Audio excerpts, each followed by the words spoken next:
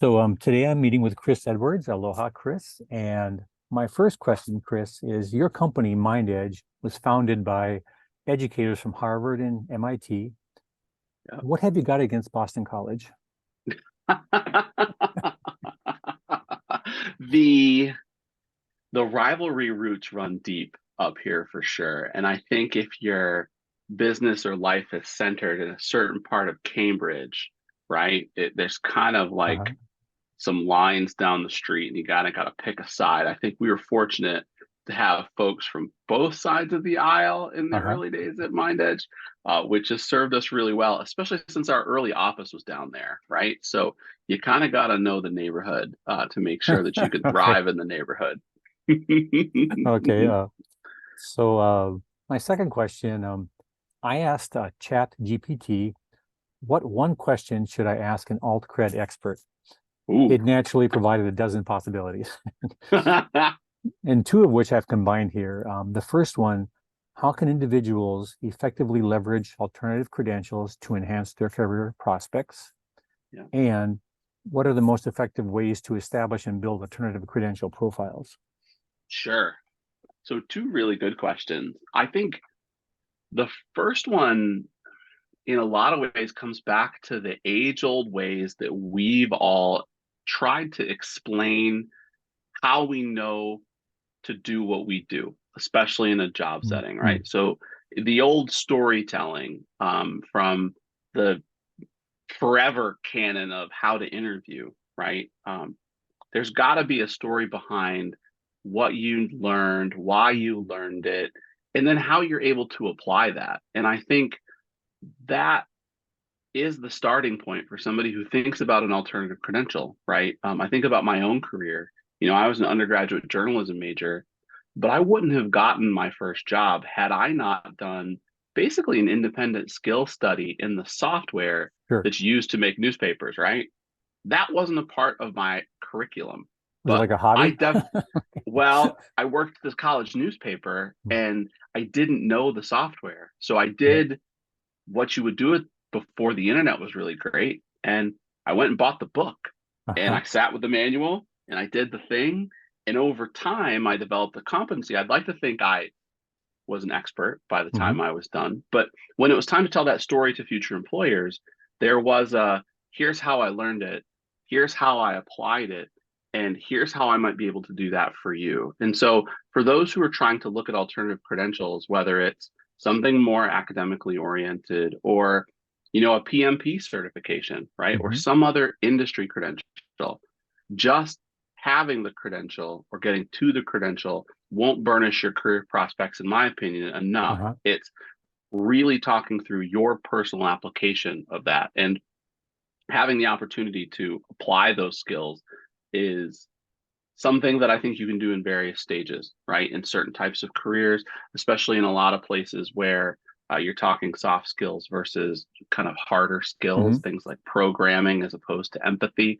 There's different ways that folks will be able to kind of share that story. But the first is, I think, going all the way back to thinking about how I share the story. And it does have to be a discrete exercise, Bob, in my opinion.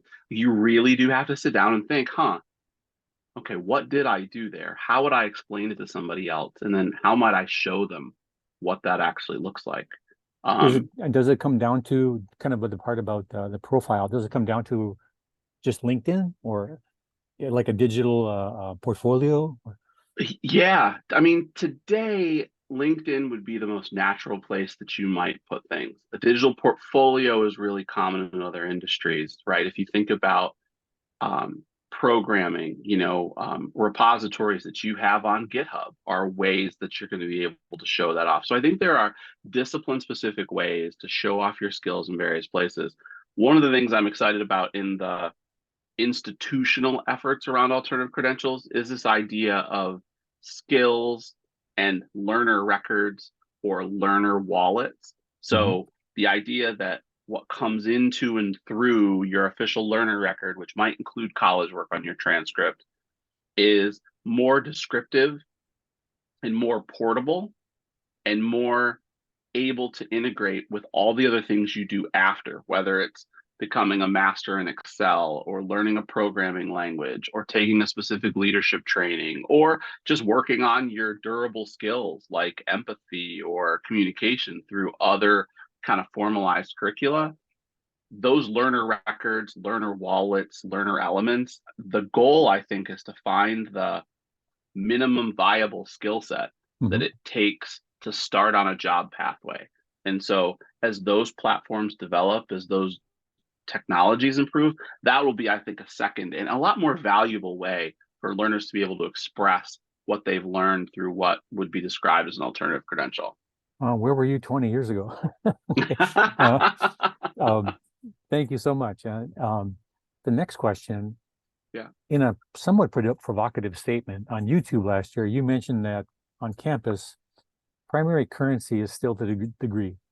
And kind of now that was last year, looking at 2023 through June, the governors of Virginia, Colorado, and 8 other states have, in various guises, begun to remove degree requirements from their hiring practices with a pivot of sorts toward skill-based hiring. Paint the canvas, Chris, and how alt-cred spills into this tableau. Yeah.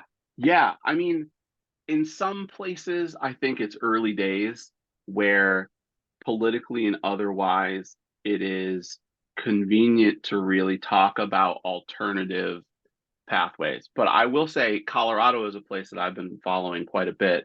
I really like what the governor has done there in terms of a focus at the Department of Higher Education to establish offices and branches and information that really focuses on skill-based hiring, right?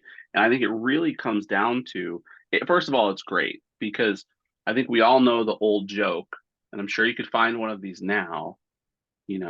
Here's a job of the future. Chat GPT developer must have 10 years experience with Chat GPT. Right? I mean, that doesn't exist. That human's not around. Or I would like someone who, let's say, manages sales, has led a team of 5 to 7 for 20 years at a company that's 2,000 humans. That's also not very reasonable, right? Companies too big. It's just there's a lot of mismatch in there. And so taking the degree requirement out in some respects forces people to unpack the actual things you need to know how to do in order to get on that pathway and accomplish that job. And I feel like we're long overdue broadly to do that type of audit for ourselves, where we really sit down and say, okay, what is it that I do every day? And what is it other than bringing myself to work and the various skills that I have at certain levels that I need to know in order to be effective? Gosh, what do I need to learn? And that, I think, is the most important thing for those jobs where we're taking requirements away is what is it that I need to learn? If I'm running a report like I did last week and I know there's a concept in Excel to look up something from 2 different spreadsheets, I still have to go to YouTube to find it. I do that like once every 2 years. But to know how to solve that problem and to do that thing is an additional layer of kind of skill in a way that I think a learner needs to have. And so I'm excited about states, pulling back on these requirements. I'm also excited about states really having conversations about what it is they're asking folks to do, right? So that there's a understanding that I definitely don't know everything today. I'm going to have to learn some more things as I go. And here's the place in the state or otherwise that I can find to learn the stuff I need to do that work. Thank you. A possibly a tangential topic. One study in the March 23 edition of the Information Systems Education Journal reported that only 6.8% or 127 out of 1,860 universities listed on the U.S. News and World Report offer micro-credentials on Credly. However, once those universities actually offer micro-credentials, they do it prolifically. So like about 53 each on average. Is there a sort of income gap among the schools between those at the forefront of alternative credentials and those on the fringe? Are the rich just getting richer? No offense to Harvard or MIT. Yeah, no offense to those folks at all. I mean, I think there's a couple things. One is there's plenty of institutions where the alternative credential group, aka continuing professional education, is big business, right? They serve a lot of learners across a lot of spaces. And if we're talking about not only badges, but certificates and other certifications that are offered through those institutions, right? They're really prolific, right? And hats off to them.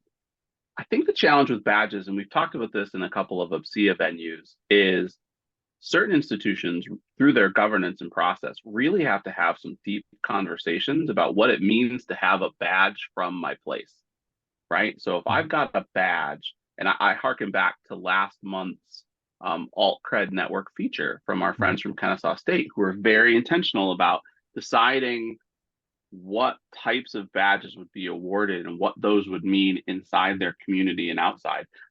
It's my experience that's a long, hard work at a lot of institutions just to figure out what the credential is before you then start to offer it in mass. So Yes, like very many much. things in high, right? Like many things in higher education, you're talking some years, not months, before you figure out a durable way to roll something like that out. So I don't know if the rich are getting richer, but I do think there's questions about, and rightly so, where is the value of the alternative credential? How much of this is additive to my degree pathway? And then how much of this is in my degree pathway, right? In terms of taking academic sequences, breaking them down. And there's definitely a lot more work the community needs to do around defining these things and helping people apply them, even though one would argue, and Credential Engine would argue, there's way too many alternative credentials already, right? Like, I think we're up into the millions now, and they're like, well, make it stop. It's like, well, let's just explain it a little bit better, you know? Sure, very nice. We have two more. Hang in there. Yeah, totally. Okay, on UPCEA's relatively new alternative credential network webpage, the network's mission statement includes, pardon me while I read this here, sharing best practices and emerging trends and initiatives that expand member knowledge regarding new, innovative, and entrepreneurial programs to serve the needs of diverse learners. Correspondingly, this past March, MIT's Global Opportunity Initiative asked and answered the question, want to increase diversity? Look at credentials. Could you identify one diverse population and an alt-cred initiative you might be familiar with that is attempting to serve a particular diverse learner population's needs? Yeah. So we have friends at Drexel University, the College of Professional Studies. At Drexel, they have a skills hub, right? So they've been talking about skills through their programming for the last, 3-4 years into the pandemic. And they have some programs in web development that I think are really well suited to meet the needs of their population in a way that gets folks to a certification level that starts them on that future learning journey, right? And Drexel serves the very diverse populations in and around Center City, Philly, right? And so when we think about how you can structure those programs, you know, there's access and opportunity, there's online work, which is going to be required in something like this. And then there's in-person work, like getting the chance to work with an instructor. And, you know, candidly, they leverage some of our content to help them do some of that asynchronous work to get people ready to make the most of what they're going to do in person. And I think being able to provide programming that helps build connections as well as building knowledge and skills is really important in certain communities. Because again, folks need to be in environments where they're able to see others doing that same thing, provide context for the thing that they're trying to learn or accomplish, and start to get ideas about where and how you can ultimately implement that. And a lot of that happens in groups. And so there has to be a real focus on, yeah, you're right. There's a level of, gosh, I didn't think about that, or I just thought of something this way, or I saw someone do X and I can actually see myself in it. What if I try to apply this over here? And the more you can get around that next step opportunity, the better you can be. So I think there's real opportunity for us to expand programming. I think the challenge is it's hard, no matter the program that serves whatever the learner, whether it's degree program or alternative credential, it's hard to make the investment in today's climate to build a thing and hope that folks will come and leverage it, right, in a way Right. that makes it sustainable. And so program development resources, program development priorities, really need to be in that place. I think the other thing in serving a diverse audience is, in adult serving institutions are very good at this, is understanding, accommodating, and programming towards the natural conflicts that are inherent in trying to go back and get a thing when you have 6 or 7 other responsibilities, Mm-hmm. work, family, life, etc. And so the more those program designs are able to accommodate that, and the delivery of resources is a big part of that, the more likely it is that you're able to help serve that community. Some people are thinking only 6 or 7. Okay, responsibility. Only 6 or 7, right? That's on a good day, Bob. It's on a good day. I think you asked the convergence question.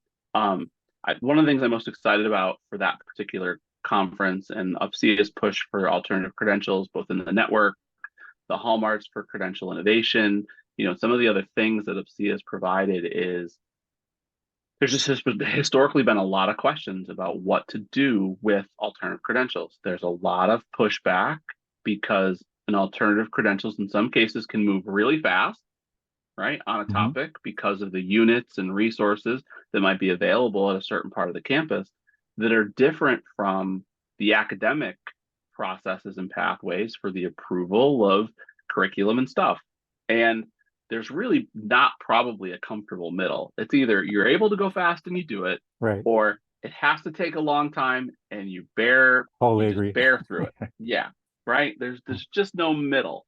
And so I think finding that middle is a critical part of the conversation at so many institutions, right? How can we be thoughtful about this, but not sit and think about it forever and ever, right? To be biased towards taking some action.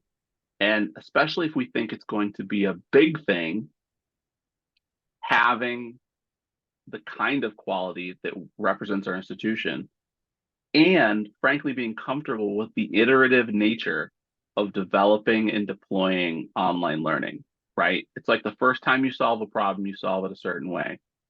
The next time you approach the same problem, you might know a couple new shortcuts, Right. or some new tricks. It's like name that tune. It's like I can do it in 2 notes now instead of 10. And so there has to be, I think, grace and appreciation on campus from leaders when there's a bias to move towards doing something quickly, that we know that thing is going to evolve over time, that we're going to continuously improve this program. So we want to put the best thing out at the moment, but especially if it's successful, we're going to iterate and do more in the way of improvement on those particular courses, credentials, programs, etc., in a way that, again, is faster than what you do on campus regularly, and allows you to kind of meet the market where it needs to be. Okay. So excited to hear more about that for sure from our broader community. Yeah, kind of you touched on in the beginning there. On the final question, it's kind of also the shameless plug. The listed goals for the upcoming November Convergence Credential Innovation in Higher Education Conference include examining strategies for balancing quality and scale. Can you save a few of us the price of an airplane ticket to DC by sharing one such strategy? Okay. Oh man. First, I think everybody should come to DC because if they can, fill out your requisition form accordingly. It is a long trip for someone like you, Bob. It's a healthy adventure into DC.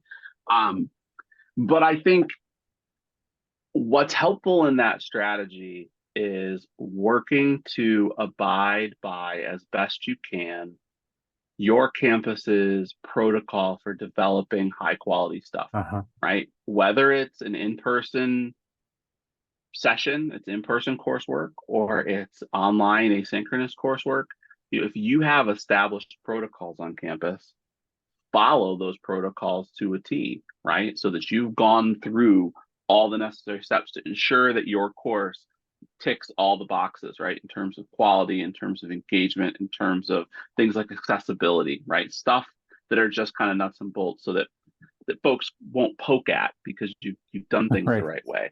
I think the other thing is being thoughtful around what you greenlight in stages, right? So you can be nimble and agile, but I think there's value in rolling things out at predictable times in order for institutional partners to feel comfortable and confident that your growth in your program is following certain steps and you're not necessarily only being opportunistic, right? And I think from a registrar's perspective, you know, in Converge, where we'll have the UPCEA community and the ACRO community, you know, the ACRO community and the registrar group are tasked with upholding hundreds of years of academic standards on various campuses related to this giant seal that goes on a piece of paper that signifies a really important thing, right?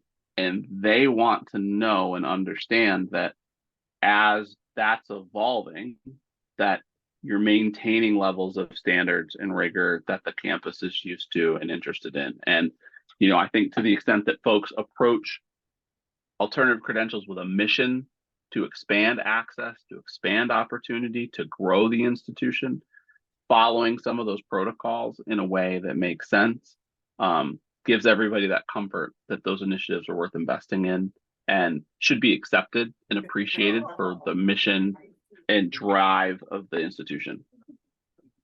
As Dave Matthews might say, there's so much to say, so much to say, and so valuable. Really spot on, sir. I just want to thank you for giving us time, and it's been a pleasure. It's been an absolute pleasure, Bob.